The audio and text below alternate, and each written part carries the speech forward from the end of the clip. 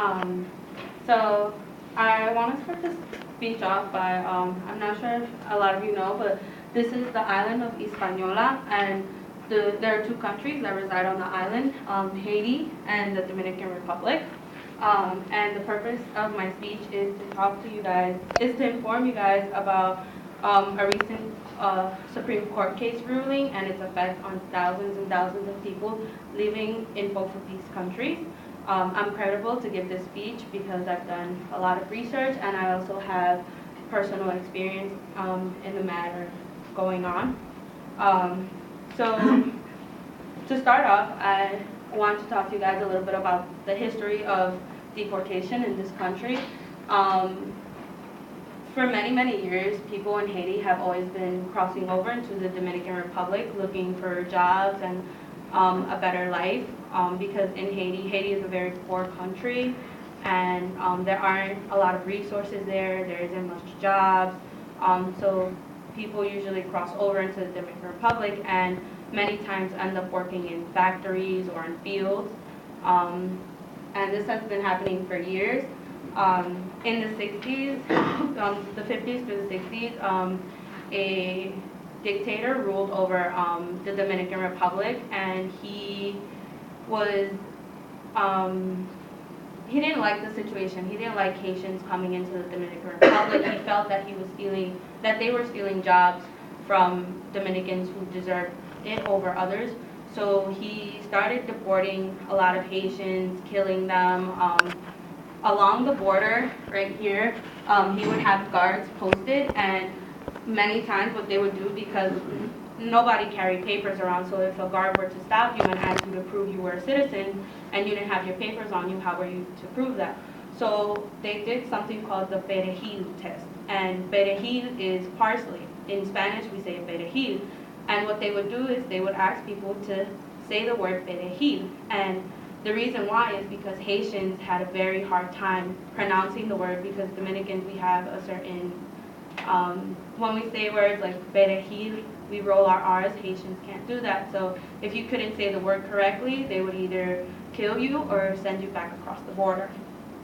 After Trujillo, Trujillo went out of power in around the 70s, and after that the country was a bit better. They still accepted Haitians, but they weren't too happy about it. And so what has recently changed and has had a major effect on a lot of people is in 2013, the Supreme Court in the Dominican Republic ruled that anyone born in the Dominican Republic between 1929 and 2010 to non-citizen parents did not qualify as citizens. So if, for example, to put it into perspective, if I was a Haitian who came into the Dominican Republic and married a Dominican man and had a child on Dominican soil between the time of 1929 and 2010, my child no longer has citizenship. So what this did is thousands and thousands of people living in the Dominican Republic for years, working there, who owned property, who had businesses, their citizenship was taken away. With their citizenship, their property was also stripped because they weren't allowed to own, you're not allowed to own property in the Dominican Republic if you're not a citizen. Their businesses were taken away, a lot of their belongings, and they were basically pushed out of the country. Some decided to fight back, but around 41,000 decided to voluntarily leave the country. Others decided to fight back, and the government's response was that they started a program, and it was basically that you had to prove you deserved citizenship and that you arrived in the Dominican Republic before October of 2011. And so you had till June 17th of 2015 to do this. And so the Dominican Republic said that this was like the best way. It was it's like a program, and you just have to bring your documents, your birth certificate, your social security, and prove that you're a Dominican citizen. However, there are a lot of flaws in the program. In the Dominican Republic and in Haiti, documentation is not a very big thing. So if a child were to be born, parents wouldn't get birth certificates till maybe years later. So a lot of people were not able to gain citizenship through the program. Of the thousands of people who were stripped of their citizens, only around 600 were able to prove that they were citizens. Everyone else had to leave the country.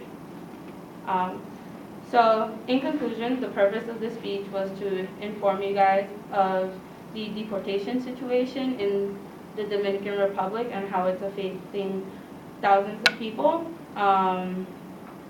I first talked about the history and past deportation situations in the Dominican Republic. I then spoke about the Supreme Court case ruling, and finally I spoke about the effect on people and how the ruling changed a lot of people's lives. So, yeah.